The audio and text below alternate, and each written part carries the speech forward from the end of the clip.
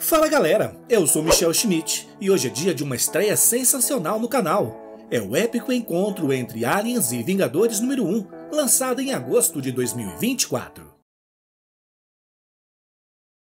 A história começa no mais profundo espaço sideral, onde dois cientistas em uma nave estão conversando, visivelmente decepcionados. Eles esperavam que o espécime Kree se adaptasse melhor e trouxesse resultados mais promissores, mas o hospedeiro falhou após o implante e acabou morrendo, frustrando suas expectativas. Um dos cientistas tenta consolar o parceiro, dizendo que não adianta lamentar o passado. Para cada passo para trás que dão, eles avançam 2 para frente. E, embora alguns chamem isso de progresso, eles preferem usar outra palavra: destino. Os dois cientistas, aparentemente da raça Shi'ar, continuam conversando. As coisas não saíram tão mal assim. Dos 5 testes que realizaram, 4 foram bem-sucedidos, com o Strontiano, os Debari, o Kotati e com o Skrull, o que foi uma agradável surpresa. O único problema é que não podem plantar essa semente no mundo Skrull, já que eles não têm um planeta próprio para infectar.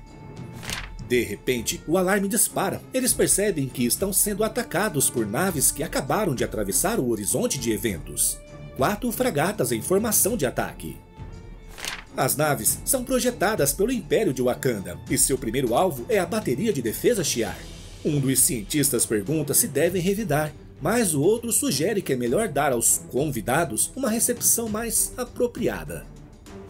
Pouco depois, a porta do laboratório é destruída e os Ratu-Tzeraz invadem.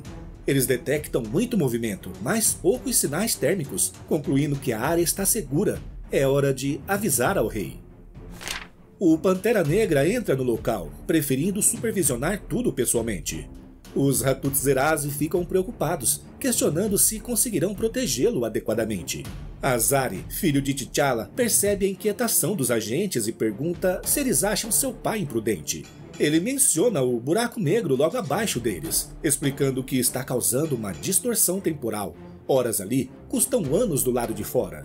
Azari relembra que precisaram colocar um mundo soberano de Wakanda inteiro em quarentena por causa da arma rastreada até esse local. O povo de Wakanda está morrendo e eles precisam arriscar tudo para acabar com essa ameaça. Um dos agentes se desculpa, enquanto o outro detecta vibrações e sons próximos. À distância, eles avistam criaturas se aproximando furtivamente. T'Challa pede ao filho que entre em ação. Azari dispara relâmpagos contra os inimigos, enquanto os xenomorfos avançam para o ataque. Possivelmente filho de Tempestade com T'Challa, Azari elimina os xenomorfos remanescentes com uma poderosa descarga elétrica. T'Challa parabeniza Azari pelo excelente trabalho e, em seguida, ordena aos Ratu-Tzeraz que localizem os mestres deste lugar. Ele quer os responsáveis na sua frente e de joelhos. Pouco depois, os Ratu-Tzeraz retornam com um dos cientistas. Ele estava tentando apagar os sistemas e teve algum sucesso, mas foi interrompido antes de concluir. Os agentes do Pantera Negra conseguiram recuperar algumas informações da nave, revelando algo terrível. A mesma arma usada contra o Império Intergaláctico foi lançada em mais 12 planetas. Um dos agentes comenta que esses mundos precisam ser isolados. Ninguém pode sair, e aqueles que já saíram devem ser rastreados. Esses planetas também devem ser colocados em quarentena. Eles não podem permitir que isso se espalhe. T'Challa concorda, mas sabe que pode ser tarde demais. Fora daquele lugar, tanto tempo pode ter se passado que talvez não haja mais nada a ser feito. Mesmo assim, eles estão prontos para a maior caçada de inseto de todas. Mas um dos agentes informa a T'Challa que há algo que ele precisa saber. Um dos mundos atacados foi a Terra. O Pantera Negra remove o capacete e encara o cientista, perguntando que tipo de monstro ele é. O cientista responde que é muito mais do que um simples monstro. Ele tem planos grandiosos. T'Challa rebate, afirmando que benevolência, empatia e criação são características dos seres vivos, algo que o cientista não possui, pois ele não é um Shi'ar, nem sequer está vivo, é apenas uma máquina. O cientista insiste que a situação não é tão simples e, sabendo o que o aguarda, provoca T'Challa, perguntando se ele sangrará ao ser cortado. Sem hesitar, T'Challa decide descobrir por conta própria, decapitando-o e ordenando aos Ratut-Zeraze que levem a cabeça para a nave, pois é hora de se retirarem. Mais tarde, pai e filho conversam. Eles ainda estão extraindo informações da cabeça do androide, mas já descobriram que essa arma foi usada na Terra, em Chandilar, em Spartax e em praticamente todos os centros galácticos daquela região do universo. Azari pergunta o que farão agora, e T'Challa, em tom de lamento, reflete sobre a situação. Ele passou a vida toda construindo um império que pudesse ser herdado por seu filho, mas agora, em vez de um reino de paz e iluminação, tudo o que resta é fogo, cinzas e os destroços de seus sonhos. Com os portões da cidade completamente abertos e sua grande nação em ruínas, seu único objetivo agora é o mesmo que a humanidade sempre teve: sobreviver. Os mundos escolhidos para serem infestados não foram selecionados aleatoriamente. Uma vez identificado o hospedeiro ideal, o processo seguia o mesmo padrão. Cada um desses drones sementes carregava dentro de si 4 ovos de rainha e 2 hospedeiros infectados em estado de animação suspensa. Assim, os drones miravam 4 locais próximos aos centros populacionais de alta densidade para iniciar a infestação. Os hospedeiros, mantidos em animação suspensa à beira de uma transição de ciclo de vida, rapidamente produziam o resultado desejado: um xenomorfo, a mais letal máquina de matar da história do universo. Em 1 hora, os drones alienígenas já estavam completamente desenvolvidos, e em 1 dia, uma colmeia era construída para iniciar o ciclo de vida da rainha alienígena. Dias depois, a rainha nascia e começava a produzir ovos, acelerando ainda mais o processo. Em 1 semana, a rainha teria uma colmeia inteira de drones. Em 1 mês, um exército sem fim. Em 1 ano, uma horda de xenomorfos suficientes para aniquilar um planeta. E não se pode esquecer que cada sonda semente contém 4 dessas rainhas. Esse é o mecanismo perfeito para exterminar uma espécie. Cada ser vivo da Terra, seja um humano comum ou um ser evoluído, seria erradicado. A cidade inumana de Attilan poderia ter resistido por milhares de anos, protegida pelo grande escudo de pureza que a separava de um mundo aterrorizante. Mas, como acontece com todas as grandes sociedades, uma divisão interna criou uma rachadura em suas defesas. Por essa fissura, os invasores alienígenas conseguiram entrar.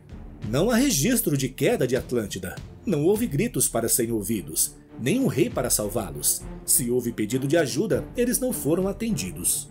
O reino científico secreto de Wakanda resistiu mais do que a maioria.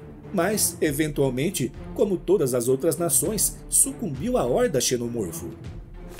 Quando ficou claro que a extinção de toda a vida na Terra era inevitável, os mutantes de Krakoa decidiram abandonar sua ilha usando seus portais para escapar para Marte. Todos exceto um, Apocalipse, o primeiro mutante, que escolheu ficar. Ele não se renderia, pois o mundo havia se tornado a arena que ele sempre desejou. Apocalipse lutaria, e se sobrevivesse, sobreviveria. Se morresse, morreria. Afinal, apenas os mais fortes merecem sobreviver.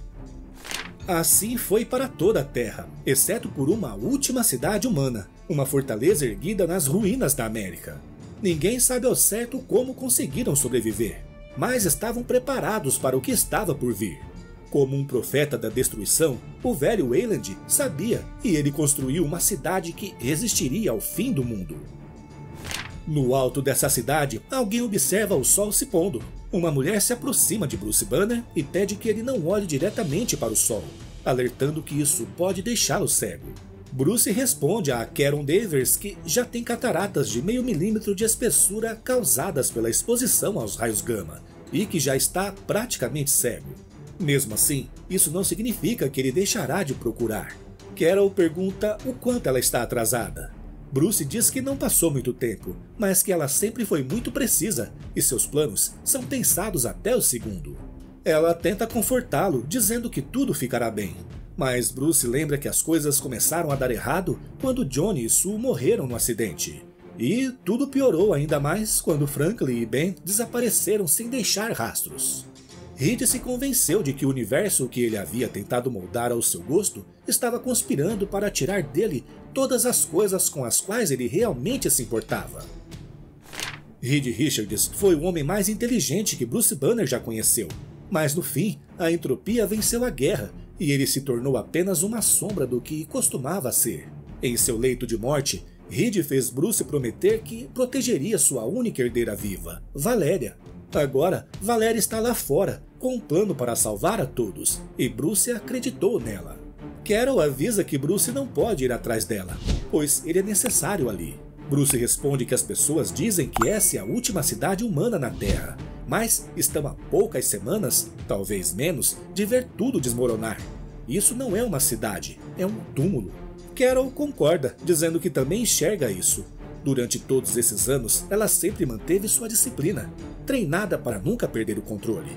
Mas, quando aqueles monstros finalmente chegarem e a cidade cair, ela vai liberar todo o seu poder, tentando ir além de Binária. Com isso, a cidade não será um túmulo, mas uma pira. Bruce diz que espera estar vivo para ver isso acontecer. De repente, a Capitã Marvel recebe um comunicado. Alguém informa que houve contato com o perímetro e que há sinais de calor e movimento a noroeste. Carol entende que é Valéria voltando, mas que o inimigo está avançando rápido pelas ruínas. O inimigo está por toda parte.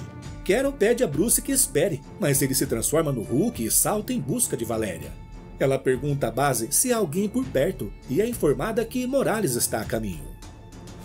Carol instrui que avisem ao Homem-Aranha que ele terá companhia em breve. Enquanto isso, Miles Morales se movimenta sozinho pela cidade, até a chegada do Incrível Hulk. A poeira mal havia baixado quando o veículo de Valéria surgiu rapidamente, com um xenomorfo em sua cola. Por um momento, Valéria teme não conseguir escapar, mas é salva no último segundo por Miles Morales. Miles provoca, perguntando se o Hulk vai só ficar assistindo, já que ele fez a parte mais difícil. O Hulk responde jogando uma parede de concreto na criatura. Ainda furioso, reclama que a mocinha já deveria ter chegado. Valéria, por sua vez, lembra Bruce que tem 45 anos e já se divorciou 2 vezes. Enquanto o Homem-Aranha prende a criatura com suas teias por precaução, Valéria lamenta o atraso, explicando que as coisas se complicaram. O Hulk relembra a promessa que fez ao pai dela, e Valéria admite que sabe disso e lamenta que tudo tenha saído errado. O Aranha pede que se apressem, pois suas teias não vão aguentar muito tempo. O Hulk pergunta se Valéria quer ir para casa e ela concorda, mas avisa que precisará levar o ovo que conseguiu roubar. Mais tarde, no edifício da corporação Weyland, todos observam um ovo alienígena. Valéria afirma que isso é tudo o que precisam para vencer essa batalha. É a última esperança que tem. Carol Danvers, ao ouvir a palavra vencer, mostra interesse imediato. Valéria começa a explicar que, quando esses seres se tornaram uma ameaça, já havia muitos deles para enfrentar. Eles agiram assim porque é a natureza deles, são máquinas de matar perfeitas. Levou um tempo para perceberem que os alienígenas estavam usando humanos para produzir mais drones. Ao entenderem o ciclo de vida dessas criaturas, tentaram interrompê-lo na fonte, mas esse foi seu maior erro: tentar impedir o processo na fase de implantação. Eles queriam salvar as pessoas que haviam sido usadas como hospedeiro, mas não compreendiam que, no momento em que aquelas coisas se conectavam a eles, já estavam perdidos. Eles tentaram de tudo, ciência, magia, tudo, e nada funcionou, nem funcionará, exceto começar mais cedo. E é exatamente isso que Valéria pretende fazer agora. Ela planeja criar um vírus que destruirá todos os ovos. Miles pergunta se ela realmente pode fazer isso. Carol Danvers afirma que Valéria é capaz, basta olhar para a determinação em seu rosto. No entanto, Miles quer ouvir isso diretamente dela. Valéria, decidida, confirma que consegue, mas Bruce Banner expressa dúvidas sobre a viabilidade. Ele teme que, ao criar um vírus, possa ocorrer mutações inesperadas, piorando ainda mais a situação. Carol, por outro lado, acredita que nada pode ser pior do que o que já enfrentam, então devem permitir que Valéria tente. Ela diz que consegue, mas precisa de tempo e, antes de mais nada, que todos saiam do laboratório para que possa trabalhar. Algumas horas depois, Weyland pergunta a Bruce se Valéria realmente pode criar o vírus. Bruce responde que não apostaria contra Valéria. Weyland reflete que Valéria se parece muito com o pai. Tem uma mente brilhante e talvez consiga fazer o que ele fez tantas vezes: realizar um milagre, quando milagres são tudo o que lhes resta. Bruce acredita que é um fardo pesado demais para colocar nos ombros de alguém. Contudo, Wayland lembra que o tempo é curto e seu projeto está quase completo. O dia em que terão de tomar uma decisão difícil sobre o futuro do que resta da humanidade está se aproximando. Eles terão que escolher entre ficar e lutar contra os xenomorfos ou salvar o que resta deles e correr para salvar suas vidas. Valéria estará entre os que tomarão essa decisão, assim como Bruce. Bruce comenta que temia que Valéria não conseguisse voltar, e se isso tivesse acontecido, teria culpado Wayland por convencê-la a deixá-la ir. Isso o teria deixado extremamente furioso. Wayland, com um sorriso, pede para ele não se preocupar, Valéria voltou. Bruce geralmente pensa que todos, exceto ele, são fracos, mas Wayland lembra que todos são feitos de uma matéria mais resistente do que ele imagina. Bruce precisa confiar mais neles, não é a aparência externa que define uma pessoa. O que importa é o que está por dentro. Enquanto isso, Valéria encara o ovo alienígena, determinada a fazer o que prometeu. Horas depois, Bruce aparece na frente do laboratório de Valéria trazendo comida, mas é barrado na entrada ao tentar inserir sua senha. Ele insiste, pedindo que Valéria abra a porta, mas o acesso é negado novamente. Temendo o pior, Bruce usa um comando mestre de voz para forçar a abertura da porta. Mesmo assim, a porta não se abre, mas uma mensagem holográfica de Valéria aparece. Ela pede ao tio Bruce que não abra a porta. Valéria admite que realmente queria derrotá-los, mas acabou sem tempo. Seu plano estava funcionando. Ela usou um dobrador de luz baseado nos poderes da mãe e entrou direto na colmeia. Depois, conseguiu isolar um ovo e, com muito cuidado, começou a recuar lentamente. Tudo estava indo bem, até que ela tropeçou em algo. Em segundos, estava cercada pelos alienígenas. Valéria lembra de ter engasgado, seguido pela escuridão. Quando acordou, já sabia que algo estava dentro dela. Ela jurou encontrar uma maneira de destruir todos eles, mas seu tempo acabou. Ela sente a criatura crescendo dentro de si e lamenta profundamente. Ainda assim, ela pede a Bruce que não abra a porta. Valéria não quer que ele veja o que sobrou dela, e nem que o xenomorfo escape do laboratório. No entanto, ignorando o pedido, Hulk destrói a porta e entra. O alarme dispara e um xenomorfo já crescido espera, atacando o Hulk com força total. A luta contra a criatura começa, revelando que ela é muito mais forte do que parece. O Golias Esmeralda acerta um golpe certeiro no pescoço do xenomorfo, causando uma explosão de ácido que o banha completamente. A dor é insuportável e Hulk cai de joelhos, mas, ao se recuperar, ele se depara com o cadáver de Valéria. Naquele instante, Carol e os demais chegam ao laboratório e se deparam com a tragédia. Hulk segura o corpo de Valéria, murmurando que ela ficou sem tempo. Carol observa que o ovo alienígena eclodiu e suspeita que o agarrador de rosto ainda esteja por perto, escondido em algum lugar, enquanto Hulk lamenta por Valéria. De repente, o parasita salta sobre Miles, o mais ágil entre eles, mas, mesmo assim, ele é derrubado e dominado pelo agarrador de rosto. Carol diz que precisam remover o parasita de Miles, mas o Hulk lembra que já enfrentaram isso inúmeras vezes e sabem que não é possível. O sistema nervoso do agarrador de rosto é autônomo e qualquer tentativa de removê-lo destruiria completamente o hospedeiro. Wayland insiste que precisam agir rápido, pois logo o inimigo crescerá dentro de Miles, e quando emergir, só terá um objetivo: matar todos eles. Wayland sugere que eles queimem o parasita. Carol se prepara para fazer isso, pedindo desculpas a Miles, lamentando que não haja outra opção. Mas então, algo incrível acontece. O simbionte que estava ligado ao corpo de Miles toma o controle do agarrador de rosto, salvando seu hospedeiro. Ainda não está claro se é Venom, mas a criatura diz que não gosta dessa forma, embora sirva por enquanto. Bruce e Wayland ficam fascinados, um parasita dominando outro parasita, e o simbionte aparentemente superando o xenomorfo. Carol pergunta a Miles se ele está bem, e ele responde que não, pois ainda está muito assustado. Sem que ninguém pergunte, o simbionte responde que está tudo bem com ele também. e retorna ao corpo de Miles, formando um novo traje.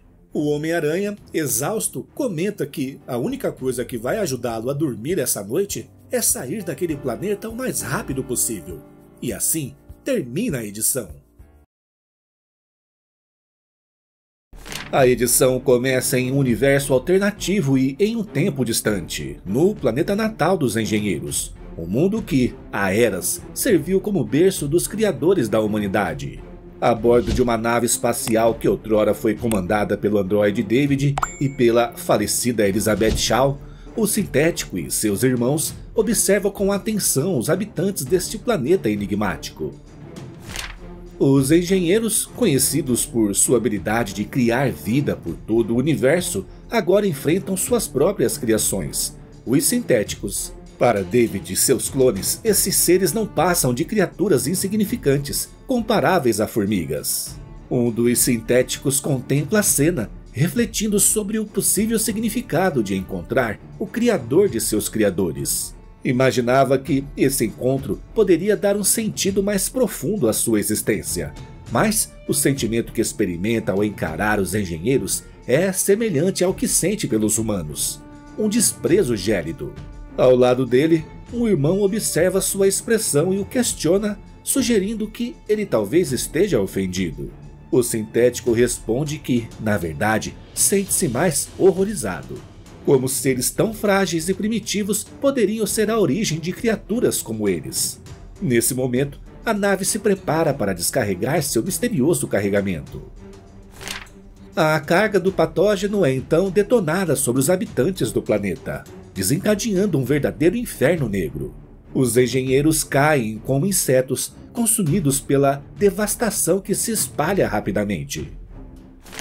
100 anos se passaram, e após exterminarem a vida em 10.000 planetas, David e seus clones ressurgem, e agora carregam a caveira do último ser vivo em suas mãos, símbolos da destruição total que realizaram no universo.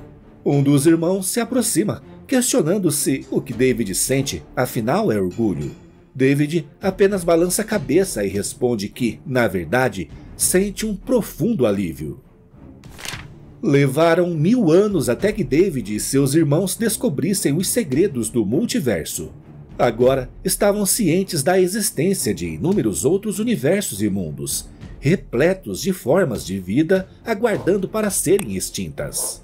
Despertando de seu prolongado sono, eles se sentem preenchidos por um novo propósito, o de purificar todos os outros universos. No universo principal, na Terra onde os Vingadores residem, 20 anos no passado, a corporação Stark estava prestes a ser vendida. Com a fusão iminente, a corporação Wayland injetaria um impulso tecnológico colossal na pequena empresa de Tony Stark, que continuaria sob a liderança atual, mas agora com recursos para crescer na escala e velocidade dos interesses corporativos da Wayland. Para finalizar o acordo, faltava apenas a assinatura do ex-Vingador. Tony, agora confinado a uma cadeira de rodas, aguardava o momento decisivo. Após as formalidades, o representante da Wayland propõe um brinde para celebrar o negócio. Tony recusa a bebida, o que desperta a curiosidade do executivo, que decide questioná-lo sobre a transação. O executivo expressa surpresa com a aceitação de Stark aos termos impostos. Em suas próprias palavras, David afirma que raramente se surpreende, mas Tony conseguiu fazê-lo. David menciona que via uma probabilidade alta de que este acordo resultaria em uma aquisição hostil ou em algum mecanismo corporativo de capitalização forçada. David então se questiona: estaria ele superestimando a situação ou realmente interpretando tudo de forma equivocada?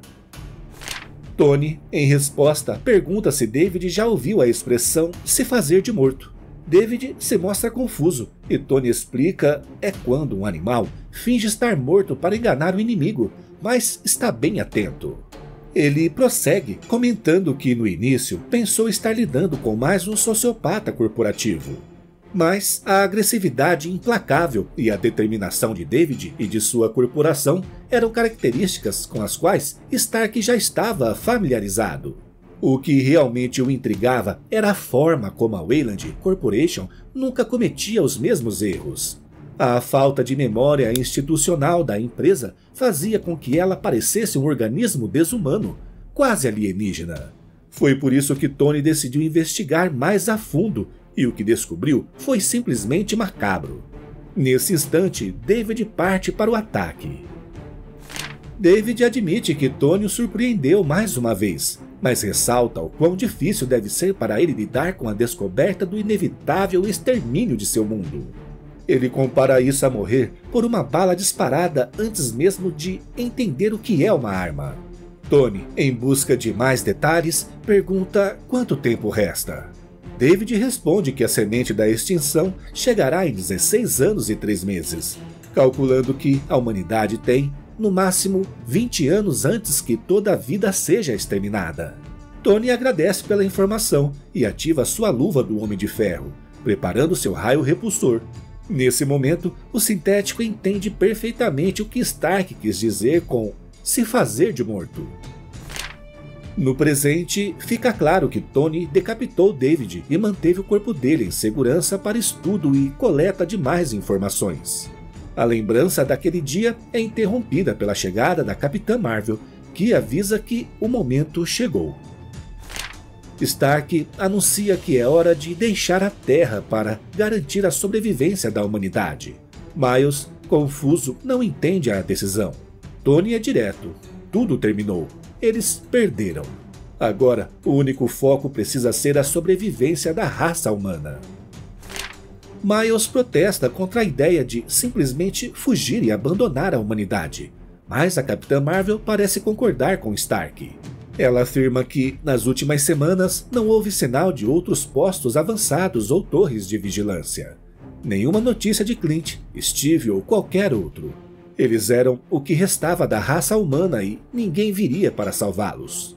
Tony reforça que, por isso, eles mesmos precisam se salvar, e revela que já vem se preparando para isso há tempos. Nesse momento, Venom alerta que eles conseguiram bloquear apenas um dos inimigos por enquanto. Confuso, Miles pressiona Tony, querendo entender seu plano. Tony então revela que o local em que estão não é um edifício qualquer. Ele pede que Carol mostre a todos, e ela ativa um holograma revelador, que ilumina o espaço com a visão surpreendente de sua verdadeira localização. Tony revela que o edifício em que estão é, na verdade, uma nave espacial. Miles, surpreso, pensa que Stark construiu um prédio que funciona como uma nave de fuga, mas Carol o corrige. Tony planejou isso há muito tempo. Ele primeiro construiu uma nave de fuga e, depois, uma cidade ao redor dela. Tony, no entanto, esclarece que ambos estão equivocados. Ele explica que a estrutura não é apenas uma nave de fuga, mas uma nave colônia, projetada para semear um novo mundo. Intrigado, Bruce pergunta se Tony pretende levar todos os habitantes da cidade nessa missão. Tony confirma, mas Bruce logo aponta uma questão prática. Eles precisariam de muito mais do que 1.400 pessoas para reiniciar uma civilização. Tony, porém, assegura que eles têm vantagens. Não são primatas pré-industriais escondidos em cavernas. Possuem especialistas e o conhecimento necessário. Ele garante a Bruce que será o suficiente para recomeçar. Com tudo esclarecido, Tony reforça que todos devem estar a bordo e acomodados, pedindo a confirmação para iniciar o processo. Ele informa que o plano é fazer uma parada em Marte no caminho, onde avisariam os mutantes refugiados sobre a partida definitiva da Terra. Até chegarem lá, ninguém precisaria entrar em casulos de êxtase.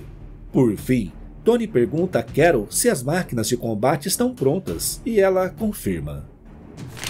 As máquinas de combate entram em ação.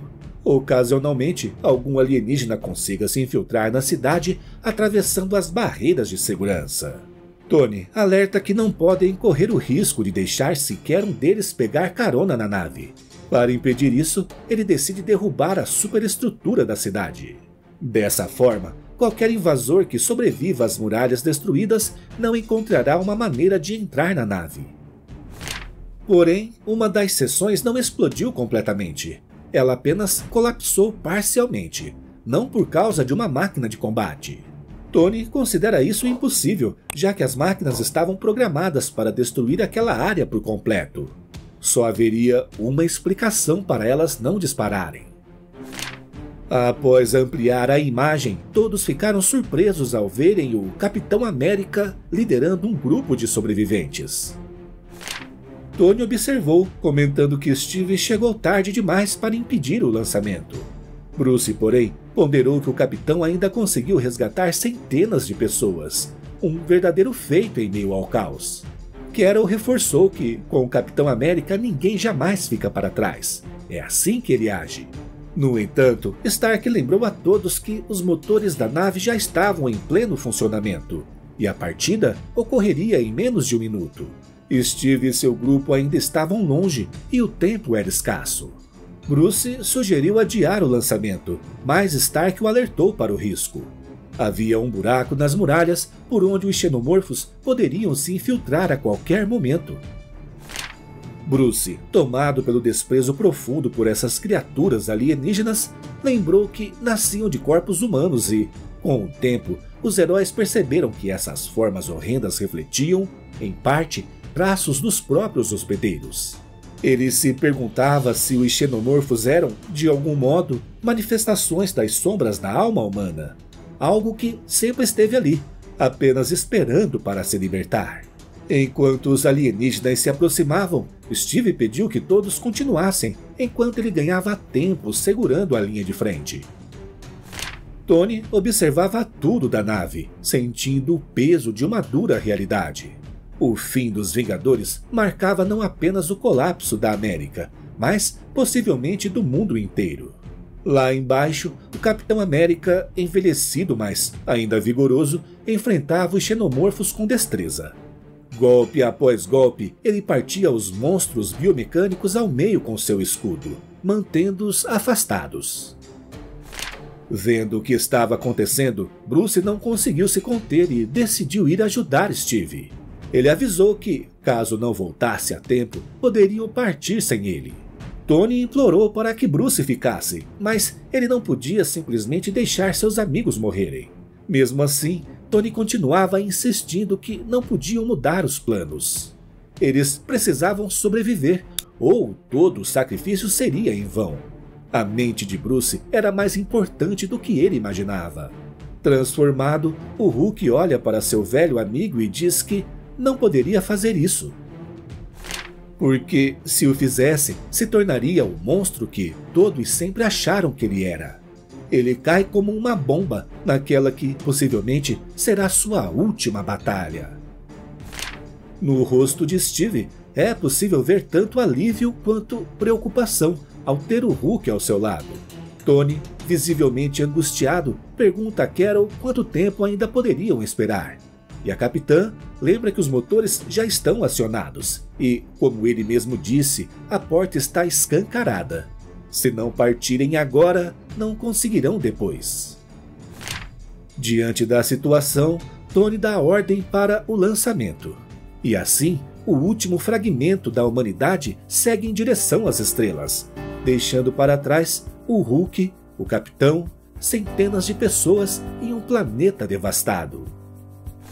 Durante a viagem a Marte, o silêncio é opressor.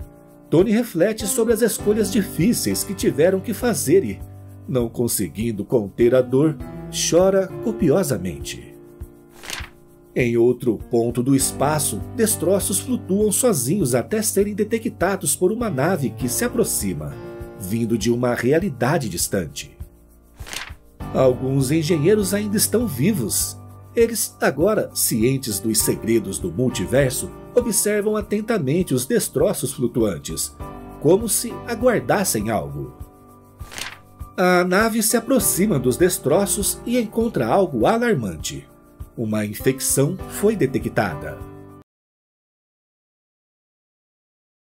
Relembrando os últimos acontecimentos, os engenheiros responsáveis por criar a vida neste universo agora enfrentam o sintético renegado David-8, que está exterminando seus criadores e os criadores de seus criadores. Na última edição, foi revelado que David 8 liberou os xenomorfos na Terra. Bruce Banner, Capitã Marvel, Tony Stark e Miles Morales, os últimos defensores do planeta, estavam confinados a uma única cidade. Quando os xenomorfos romperam as defesas, Tony Stark revelou seu plano. A cidade era, na verdade, uma nave colônia, e ele tentou lançá-la ao espaço. Porém, Steve Rogers, o Capitão América, apareceu com outro grupo de sobreviventes. Ao perceber que a nave não conseguiria escapar por causa da invasão, Bruce Banner saltou para fora para ajudar o Capitão América. No fim, a equipe teve que deixá-los para trás. A história agora se passa em outro universo, em um momento diferente. Assim como na edição anterior, David 8 e seu grupo estão sobre uma multidão de engenheiros. De repente, os sintéticos liberam a substância preta, exterminando quase todos. Mas, neste universo, algo é diferente. Há uma resistência, nem todos morreram. Os engenheiros correm de volta para sua nave e se equipam com trajes de combate. Enquanto isso, os sintéticos descem para observar o estrago que causaram. Mas algo inesperado acontece.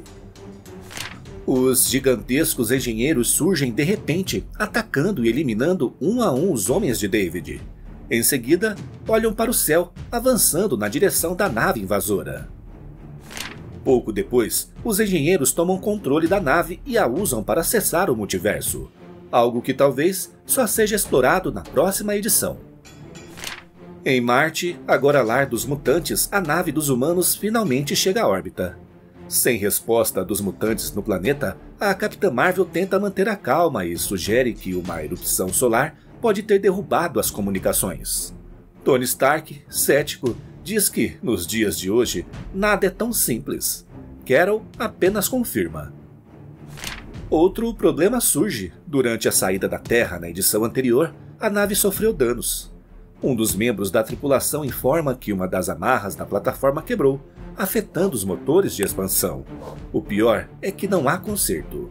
Agora, se não quiserem que a nave vire uma geracional, algo para o qual não estão preparados, terão que pousar e conseguir tecnologia mutante para substituir os motores, seja negociando ou pegando emprestado. Não importa o que esteja acontecendo lá embaixo, nem se gostam da ideia ou não. Miles Morales tenta aliviar o clima com uma piada dizendo que saíram da frigideira para o fogo. A Capitã Marvel ordena a descida, e, momentos depois, o enorme veículo pousa próximo a uma cidade. Carol e Tony relembram a última vez que estiveram nesse planeta. Para Tony, foi há 20 anos, por motivos pessoais. Carol menciona que faz 7 anos, durante uma missão, e comenta como o local costumava ser o porto espacial mais movimentado que já tinham visto. Miles Morales não gosta da situação. Tudo está quieto demais, o que lhe dá um mau pressentimento. Carol e Miles se preparam para investigar, mas Tony insiste em ir junto. Miles hesita e diz que, sem ofensas, ele está numa cadeira. Já passou dos seus melhores dias e talvez fosse melhor esperar pelo retorno deles. Tony retruca sem hesitar. Diz que, primeiro, é a pessoa mais qualificada para encontrar a tecnologia que precisam e, segundo, aquela não é uma cadeira de rodas comum. A estrutura se transforma em uma armadura do Homem de Ferro. Carol sorri e cede passagem. Depois de você, Sr. Stark. No bar Sinistro, Nathaniel se prepara para um anúncio. Ele encara os presentes e diz que todos ali sabem o que fizeram, porque é inegável, irrefutável. Os outros sinistros pedem para ele ir direto ao ponto. Entre eles, um manipula um agarrador de rosto. Sinistro continua. Passaram a vida inteira explorando os limites genéticos, não só do que são, mas do que podem se tornar. Agora, finalmente encontraram a resposta. Ele explica que a criatura diante deles é o início de uma máquina de extinção universal. Mas, além disso, é um recipiente que preserva os traços genéticos de todos os seus hospedeiros. Então, a cena se torna ainda mais perturbadora. Vários corpos de mutantes que um dia viveram em Marte aparecem infectados com embriões de xenomorfos. Entre eles, colossos, magia e outros. Sinistro prossegue, diz que esse é o fim deles, mas também sua eternidade, a mais pura representação da sociedade. nascida da dor, que consome tudo e deixa apenas aniquilação em seu rastro. Sinistro conversa com seus irmãos, dizendo que deveriam aproveitar o momento. Mas antes que possa continuar, um dos sinistros entra apressado e interrompe. Algo aconteceu. Uma nave acabou de pousar no espaço oculto. É gigantesca, um transporte estelar. Sinistro sorri e comenta que parece que tem visitas. Enquanto isso, Miles se sente inquieto. Há algo estranho naquele lugar. E Carol compartilha da mesma sensação. Está tudo silencioso demais. Até que Tony detecta uma fonte de calor e movimento. Sem perder tempo, ele e a Capitã Marvel voam na direção do sinal. E encontram alguém que não gostariam de ver. O Senhor Sinistro já os esperava. E Tony exige respostas. Quer saber o que ele fez e onde estão todos. Sinistro admite que normalmente se ofenderia com essa insinuação, mas desta vez não pode negar. Ele explica que, por muito tempo, acreditaram que os mutantes eram a única espécie dominante no sistema solar, mas estavam errados. A extinção é uma professora implacável. Miles pergunta se ele é o único sobrevivente. Sinistro nega. Miles insiste, quer saber onde estão todos. Sinistro sorri, diz que é interessante ele perguntar isso agora. A nave colônia da Terra é invadida pelos clones de Sinistro, que sempre adoram falar, e dessa vez não é diferente. Eles recebem os visitantes de braços abertos, prometem presentes para todos e fazem uma pergunta intrigante. Será que os humanos realmente sabem o que estão segurando em suas mãos? Antes que possam reagir, os clones disparam armas que lançam abraçadores de rosto. O caos se instala, e um a um, os humanos começam a ser infectados pelos xenomorfos. Ao mesmo tempo, Carol e Tony recebem um alerta da nave. É um código de emergência vindo diretamente de lá. Ao ver as imagens, Tony encara Sinistro e exige uma explicação. Como ele pôde fazer isso? Sinistro responde com naturalidade. Fez o que sempre faz. Sinistro se adapta, ele supera qualquer situação. Ele conquista a evolução. Ele derrota Darwin. E por isso, simplesmente não pode evitar. Sempre fica do lado dos vencedores. Tony tenta organizar a retirada e dar ordens, mas mal começa a falar e um xenomorfo agarra. Carol reage imediatamente e pede que Miles ajude. Homem-Aranha diz que vai, mas insiste para que Carol siga para a nave. Ela se recusa, sabe que logo estarão cercados e precisam permanecer juntos. Miles concorda, se balança até Tony e promete voltar rápido.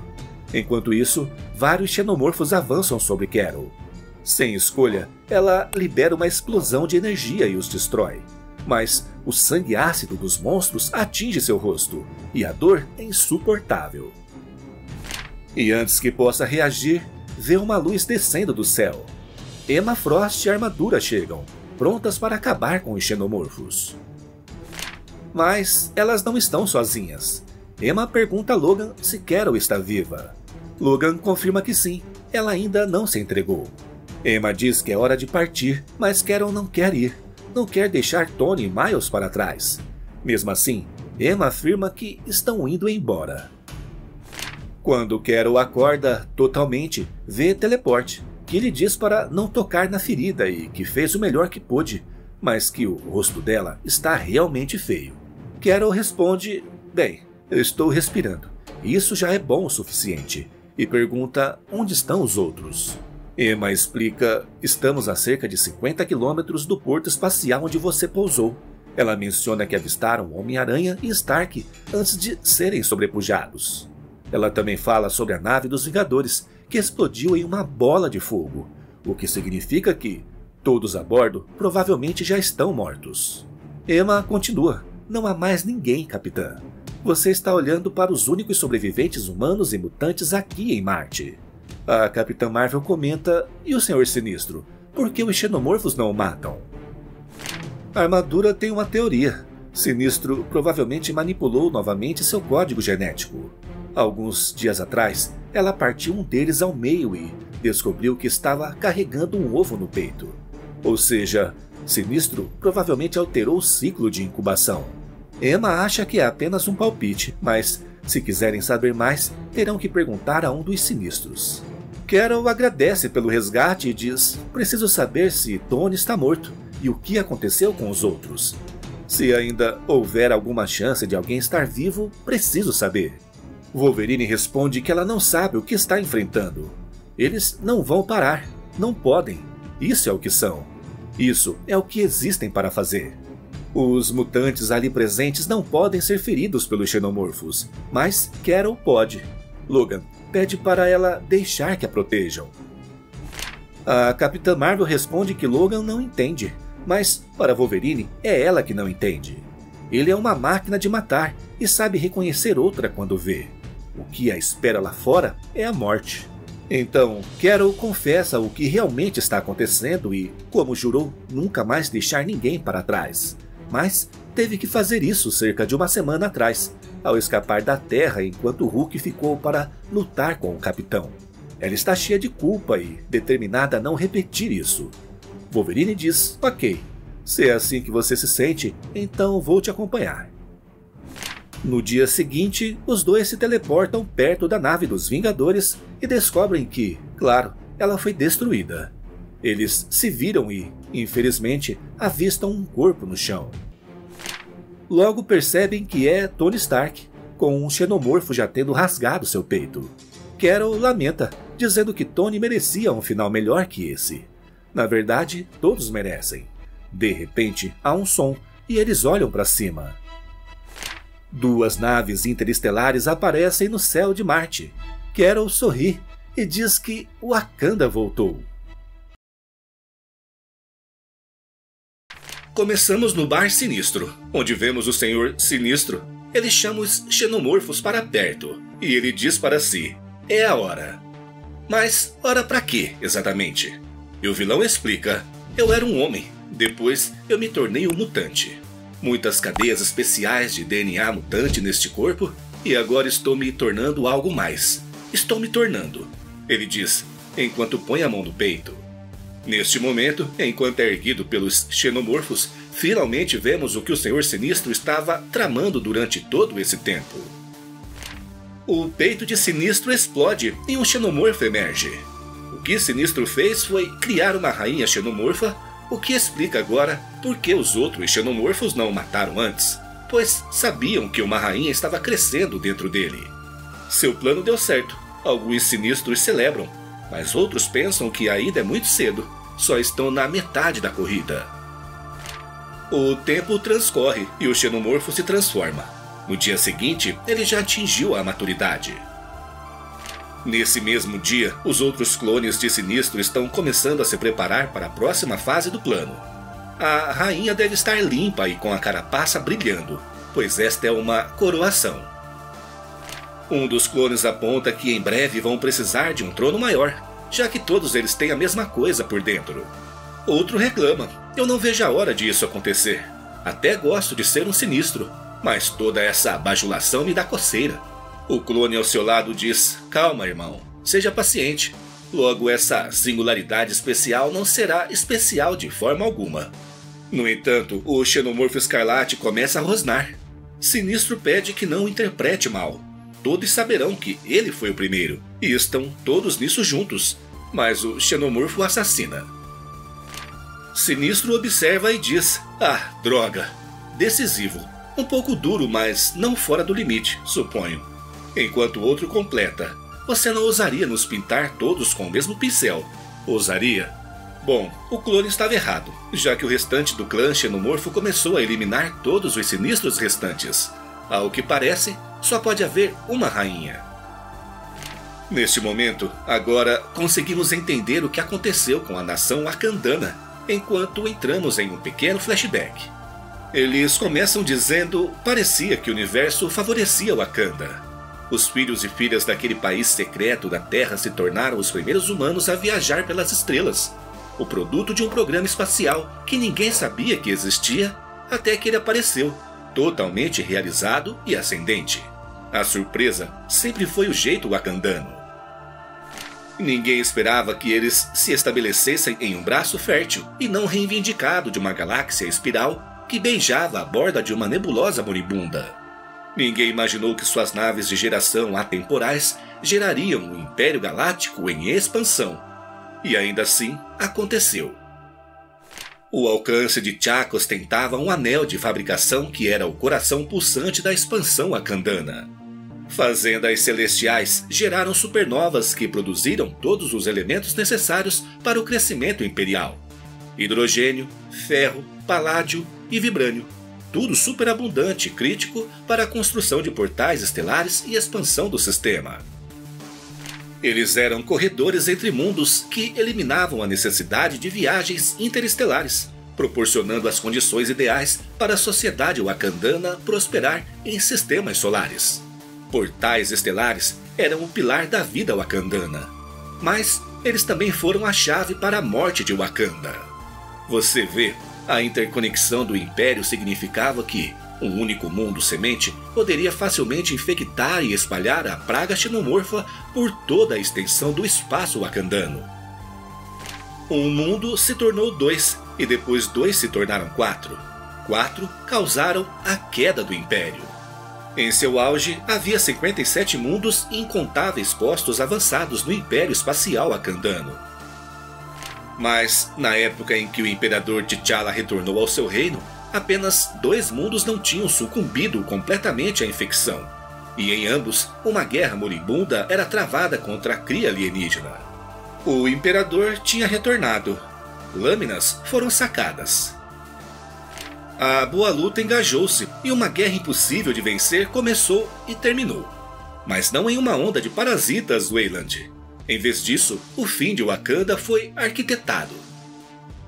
Eles estiveram ocupados neste novo universo, limpando.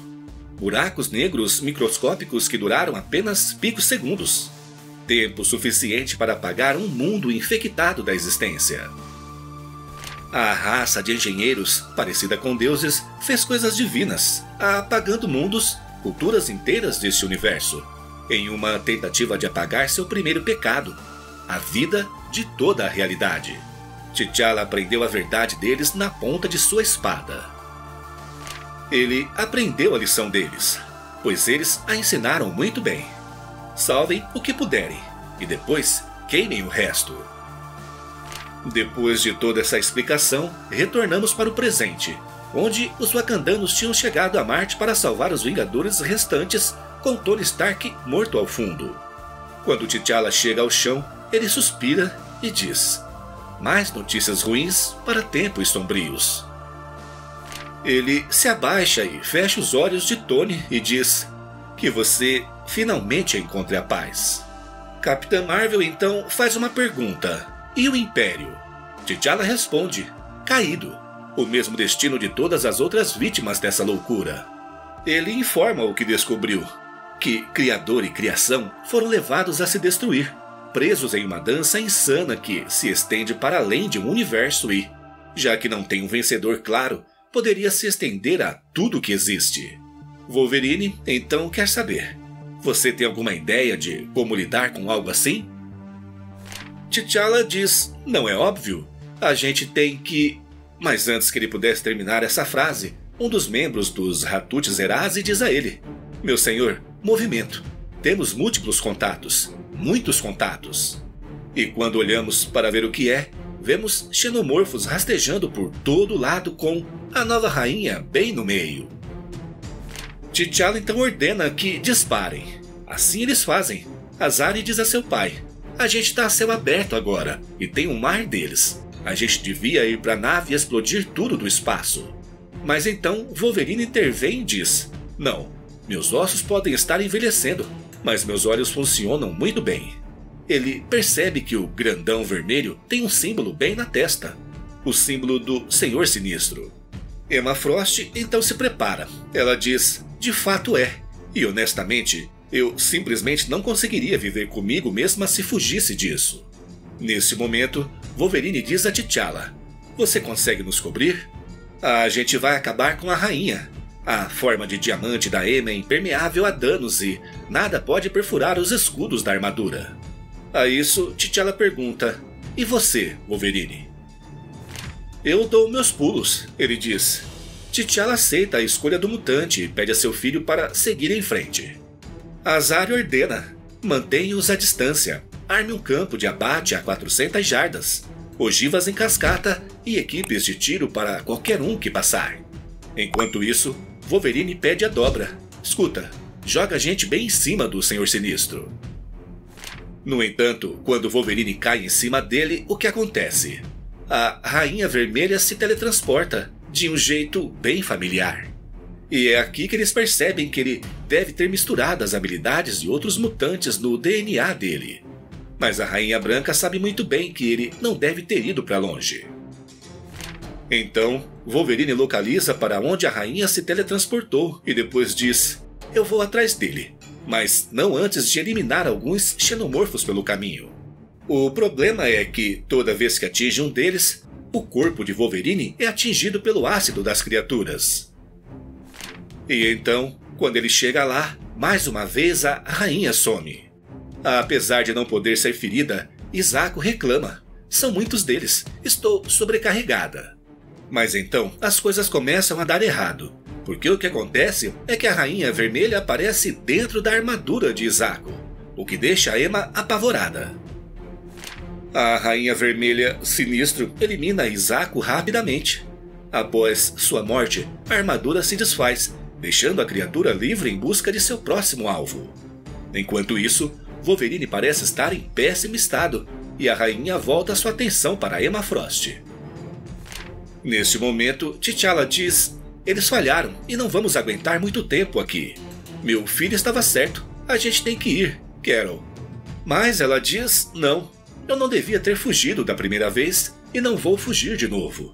Então, é neste momento que ela ascende ao céu e diz: faça o que puder por seu povo e por quem mais conseguir escapar. E mais uma coisa, cubram os olhos. T'Challa pede que ela tenha cuidado. Mas ela diz que não precisa, pois cuidado é para quem pensa em voltar. Assim, ela entra em modo binária e faz o melhor que pode. Parece que ela elimina uma boa quantidade de xenomorfos no processo. Então, a pergunta é feita: funcionou? A única coisa que T'Challa consegue dizer é talvez. Parece que eliminou os xenomorfos que estavam ali, mas não a rainha. E a questão é que, como T'Challa diz, ainda há muitos deles, e não há como parar aquela coisa. Faça todos recuarem, Azari. Precisamos partir agora. Neste momento, Azari faz o que o pai pediu, e pede a dobra que abra um portal. De repente, alguém o adverte para olhar para trás. E quando olham, há um xenomorfo enorme e imponente. Mas antes que possamos ver exatamente quem é, retrocedemos no tempo um dia.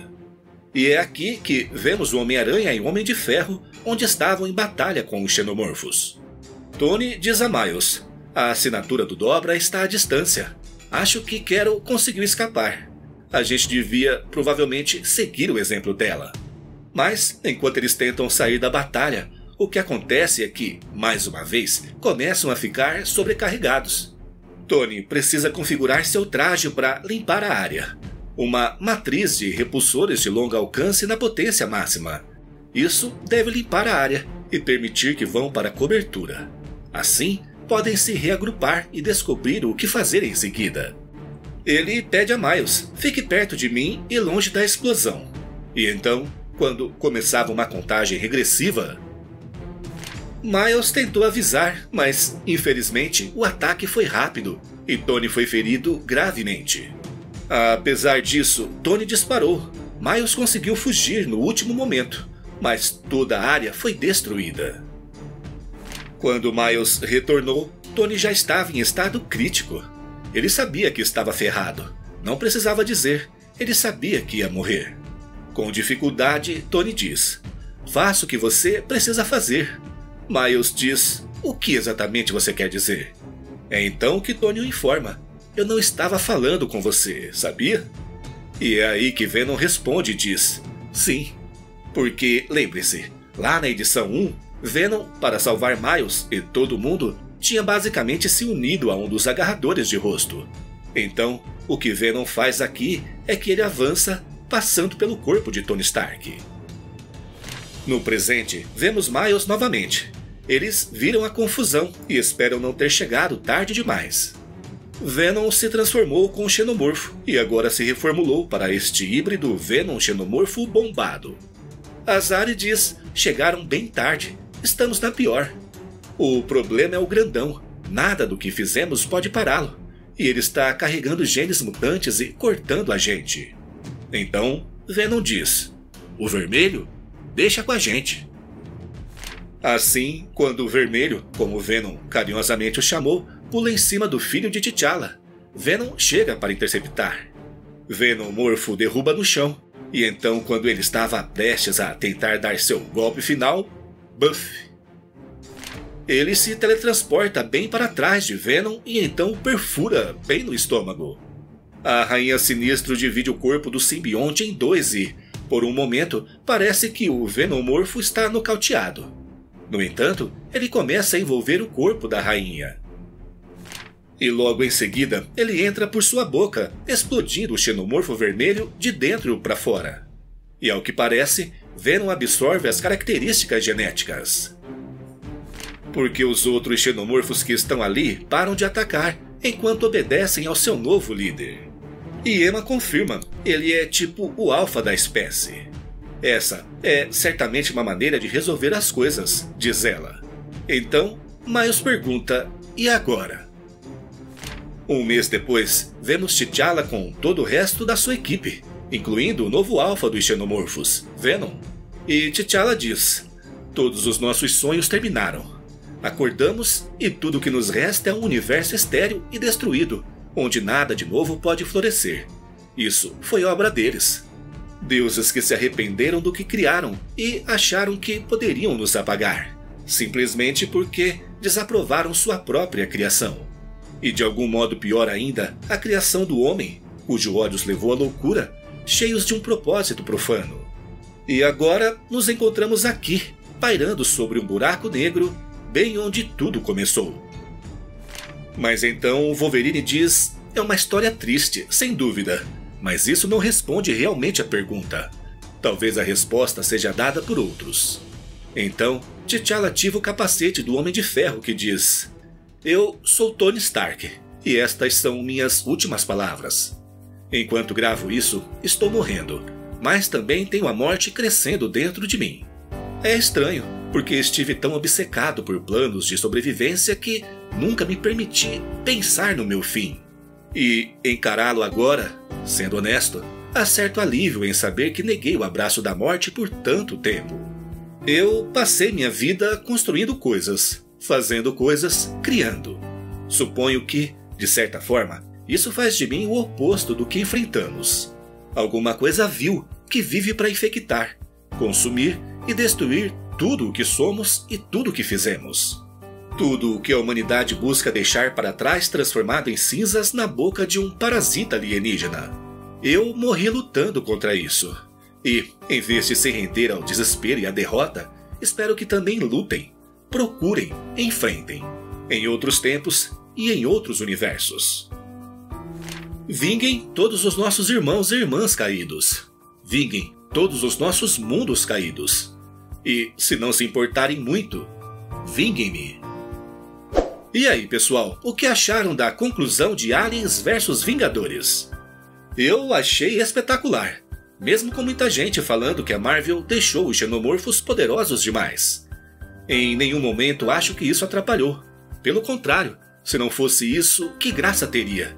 Seria mais uma saga em que os heróis vencem e pronto. Faltou explicar onde estavam e que fim levou alguns heróis e vilões? Sim, faltou. Mas, no geral, achei uma série muito bem escrita e com excelentes desenhos. Agora quero saber o que vocês acharam. Essa conclusão era o que esperavam? Deixe sua opinião nos comentários. Por enquanto é isso. Não se esqueçam de apoiar o canal com seu like, se inscrever e ativar o sininho para não perder nenhuma novidade. Valeu e até o próximo vídeo!